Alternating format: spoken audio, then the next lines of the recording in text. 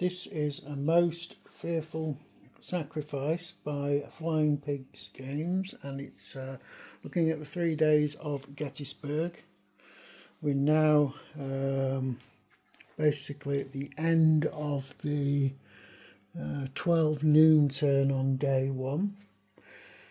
This has been a bit more active in terms of the overall strategic position, particularly in terms of the reinforcements that have arrived. But anyway, we just discuss what's going on. We've got elements of the Union 11th Corps and the Union 1st Corps still making their way to the conflict around McPherson's Ridge. We've got the Confederates finally captured McPherson's Ridge, even though it swapped hands 3 times during this 2-hour period. But the Confederates have finally succeeded in doing that, mainly because of new units from another division, that was a slightly better division than Heath's division, arrived on the as reinforcements.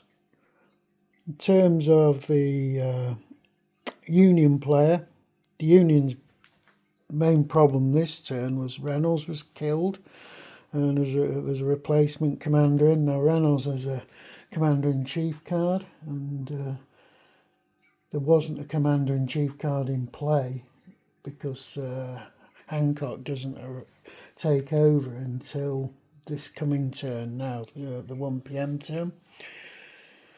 And also the replacement commander for the 1st Corps is nowhere near as good as Reynolds was. The big change in terms of things were looking okay for the Union, in the fact that elements of the 11th Corps and quite a few elements of the 1st Corps are gradually taken over the front from Buford's cavalry. Not entirely.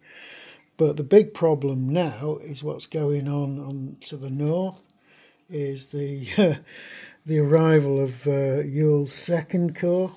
Now, because I knew that the Confederates would be coming in from the north, but because I deliberately, when I'm playing solo, do not study the reinforcement schedules, I didn't know quite what was going to happen this turn. But there's a hell of a lot of 2nd Corps units here.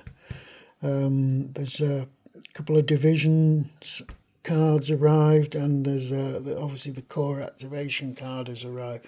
So this completely unhinges the Union's defensive position, because they were going to fall back to Seminary Ridge and fight it out there. But now they've got a problem that they're exposed to the north of Gettysburg. You've got Oak Hill. They'd need to have to seize control of Oak Hill to try and stop all these Confederate units getting in the way. But there are other Confederate units which are way behind their flank at the moment. So although the Union did look okay at the end of the 12 noon turn, they're not quite in such a rosy position now at the start of the 1 PM turn. Is it the 1 PM turn?